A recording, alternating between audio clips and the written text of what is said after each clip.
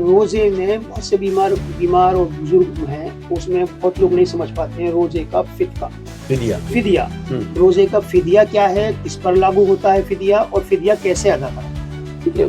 بعض بوڑھے ایسے ہوتے ہیں جو انتہائی کمزور ہو چکے ہیں، لاغر ہو چکے ہیں، اور اب یہ ان کی امید بھی نہیں ہے کہ وہ صحت مند ہوں گے اور وہ روزہ رکھ سکیں گے۔ اگر اتنی بھی امید ہو کہ ابھی گرمی کے مہینے میں تو روزہ نہیں رکھ پائیں گے، لیکن سردی کا مہینہ آ جائے گا تو اس میں روزے رکھ لیں گے، تو ایسے حضرات کو تو روزہ اسی وقت رکھنا چاہیے سردیوں میں، اگر اس وقت نہیں رکھ پا رہے تو جب۔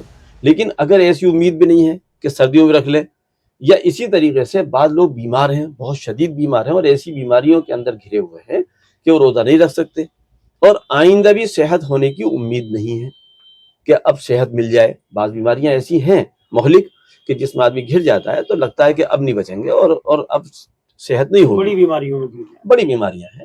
تو ایسے آدمی کے لیے شریعت نے یہ اجازت دی ہے کہ وہ اپنے روزے کے بدلے فدیہ دے دے۔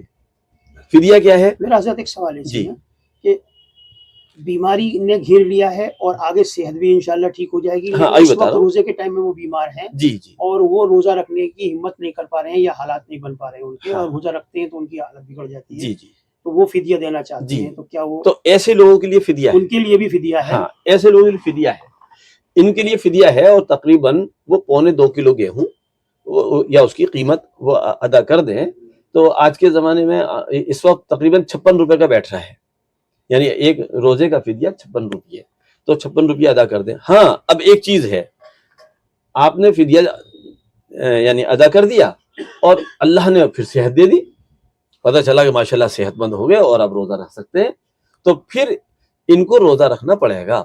مطلب وہ روزہ رکھنا ضروری ہے؟ جی، پھر روزہ ایسا رکھنا نہیں ہے کہ وہ فدیہ دے دیا جی ہاں، تو وہ مکمل ہو گیا ان جی کا جی، صحت اگر ہو گئی پھر تو روزہ رکھنا پڑے گا۔ ہاں، اب رہ گیا یہ فدیہ صدقہ نافلہ میں تبدیل ہو جائے گا اللہ کے ہاں، اس کا ثواب ملے گا، یہ ہے فدیہ۔ بہت بڑھیا۔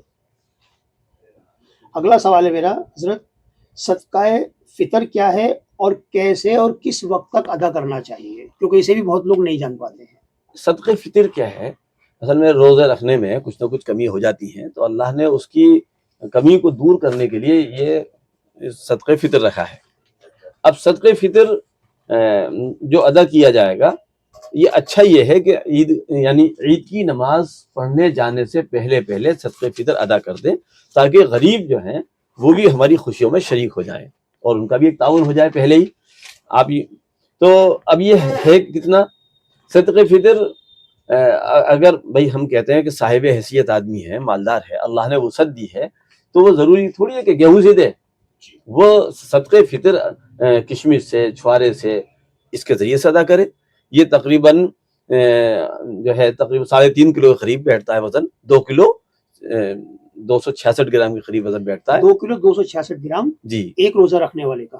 نہیں، یہ صدقہ فطر ہے، تو یہ تو ہر مالدار، یعنی ہر وہ مالدار جو صاحب نصاب کا مالک ہو، جس کے نابالغ، میں بتا رہا ہوں، دیکھیے عاقل ہو، بالغ ہو، یعنی عقل مند بھی ہو، پاگل نہ ہو، بالغ ہو، نابالغ نہ ہو، تو عاقل ہو، بالغ ہو اور صاحب نصاب کا مالک ہو، یعنی 52.5 تولے چاندی یا اس کی قیمت اس کے پاس موجود ہو، ہوائی اصلی ضروریات زندگی سے الگ، اسکوٹر ہے، موٹر سائیکل ہے، مکان ہے نا، اس کے اوپر کوئی مطلب نہیں ہے اس سے۔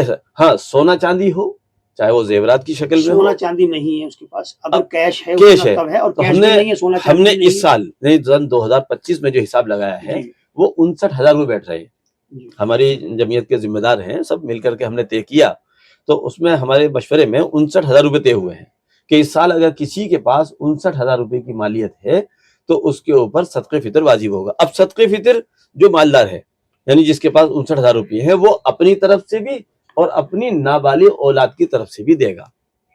بالغ اولاد کی طرف سے نہیں، بالغ اپنی طرف سے اپنا دے گی، بالغ اولاد، نابالغ کا باپ دے گا، ہاں، والد صاحب دے گا۔ 59,000 کی مالیت ہے جی، تو 59,000 کی مالیت کسے کہا جائے گا؟ 59,000 روپے کیش اور چاندی سونے کے علاوہ کچھ اور بھی آئے گا؟ سونا چاندی کیش تینوں ملا کر۔ جزاک اللہ، آپ کا بہت قیمتی وقت دیا مفتی صاحب اور ہمارے مینجمنٹ ایڈیٹر ڈاکٹر ظفر صاحب۔ بس میں آج کی بات کو نہیں روکوں گا، انشاءاللہ یہ سلسلہ جاری رہے گا، دینی تعلیم کا بھی اور دنیاوی تعلیم کا بھی سلسلہ جاری نہیں رہے گا، اپنا کام کرتا رہے گا. اور اسٹوڈیو میں موجودہ شخصیت کے ساتھ، کیمرہ مین ندیم شاہ کے ساتھ ساری چیز